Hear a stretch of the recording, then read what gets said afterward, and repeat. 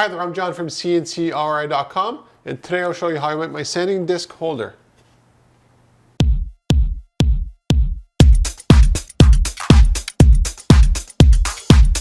There's always room for more efficiencies in a shop, especially a shop where I have a ton of different tools across a bunch of different materials. So one day I could be doing, hardwood sanding, another day I could be doing plastic on the edges to clean things up. Another day I could be doing some polycarbonate work. Other times I'm doing some Corian. Like, it's all over the map. And something I've been slowly building up is a lot of different sanding tooling, but also a lot of different kind of discs, because you don't use the same grit for everything. If you're doing some stainless steel work, you use different grits than you would, and different types of sanding than you would with other tools or materials. Now in this case here, I made this finally. I got tired of just having a bunch of boxes with basically the grit number on the front. So 40 grit is the roughest, and it goes all the way to 600 on this one, but I do have up to 6,000 in the shop, different formats. In this case here, I just had about a dozen boxes full of different grits, and whenever I'd order some, I never would remember if I already ordered some previously. So sometimes I'd end up with 2-3 boxes of the same stuff when really I needed a box of a different grit.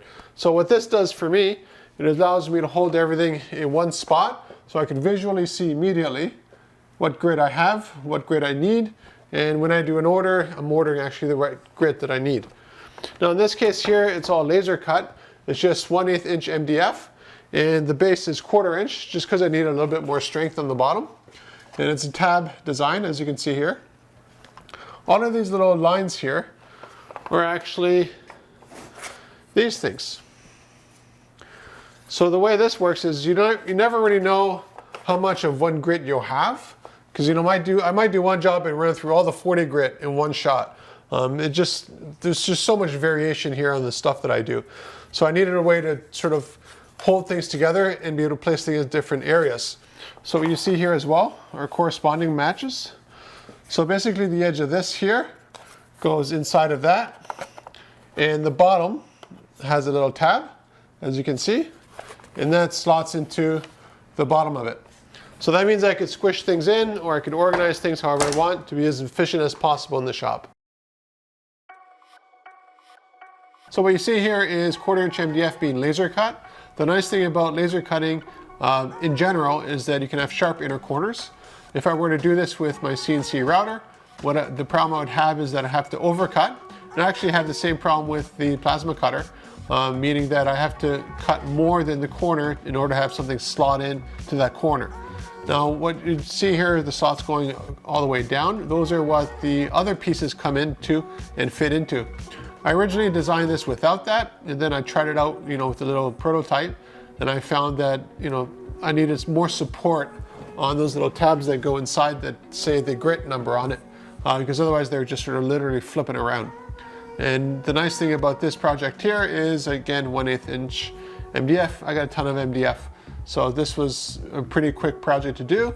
I could have done this out of any other material, but MDF is wicked overkill even for this application, and it's totally fine. I did plan on painting it, but I never got around to it. The nice thing about this design here is that I could easily modify it down the road if I need more slots, more of any aspect of the job. It's very easy for me to make more of them. Now in this case here, what you see is you're cutting out all the little slots here. And the other nice thing about the laser is that you can actually have pieces meet joint to joint perfectly and still have them cut perfectly, because you don't have to worry about the diameter of a bit coming through, or a plasma cutter, in that case an arc, coming through. Now this is one thing I probably changed about this design. What you can see here is I'm putting all the grits on the wood, and that's a nice idea, but what I should have done is have something where I just have a little tape that I mark it on with a marker.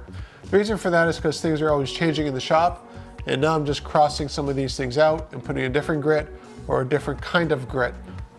There's a lot of different kind of options that I could put into this design, but again, there's no point overthinking something that's already light years ahead of what I currently have or currently use here in the shop.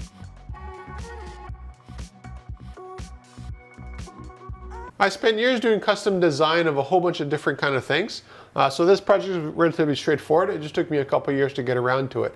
So if you're looking for custom fabrication, any size, any material, any shape, contact me at CNCRI.com. I'll make it for you and ship it right to your door.